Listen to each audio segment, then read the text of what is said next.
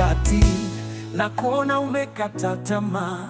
Kila nyakati mwanangu, umeshika tamaa. Si kwamba upambani, ila yote kama yamegoma. Moyoni yapo rundo, unashindwa tu kuyasema. Kuna yale ya marafiki na majirani muhimu, wanaozisambaza habari za kweli nazo za kutunga, wanaunga wanayosikia na kuyafanya ndio ukweli. Hali yako wanaivurunga, lakini mwanangu, nakwambia usijali, maana kunaye Mungu aipimaye mioyo ya wanadamu.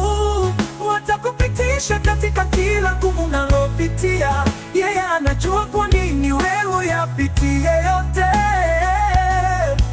Usichoke kusali na kupambana, maana yote yatakuwa sawa. Limesemwa hili na lile, alimradi uchonganishwe upote. Usipoteze muda kutaka kuamini habari zote. Chuja cha kuchukua baki na msimamo wako mwenyewe. Baki mwenye unayotamani ya kuyashinda yote. Wewe si wa kwanza na utakuwa wa mwisho kusemwa. Embu punguza kujiliza, unastahili shujaa. Amka, simama, rudi mzigoni, maana kunaye Mungu aipimaye mioyo ya wanadamu. Watakupitisha katika kila gumu unalopitia. Yeye anajua kwa nini wewe yapitie yote. Usichoke kusali na kupambana, maana yote yatakuwa sawa. Kama yapo makosa yarekebishe, lililo kweli usilibishie. Kujitetea hakuna maana kama bado ni yule yule. Usitake huruma kutafuta mwingine asimame baada yako.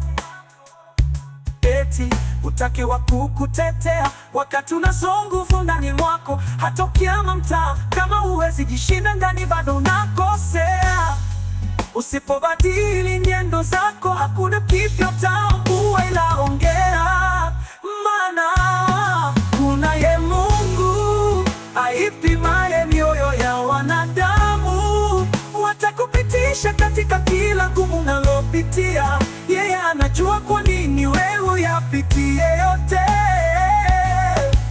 Usichoke kusali na kupambana, maana yote yatakuwa sawa. Nakuombea mwanangu, usichoke kabisa. Ya walimwengu ni mengi, ila ya Mungu makuu. Usichoke kusimama mwenyewe, maana hali zote zinapita. Yachukue magoti, kisha amka, pambana, utashinda.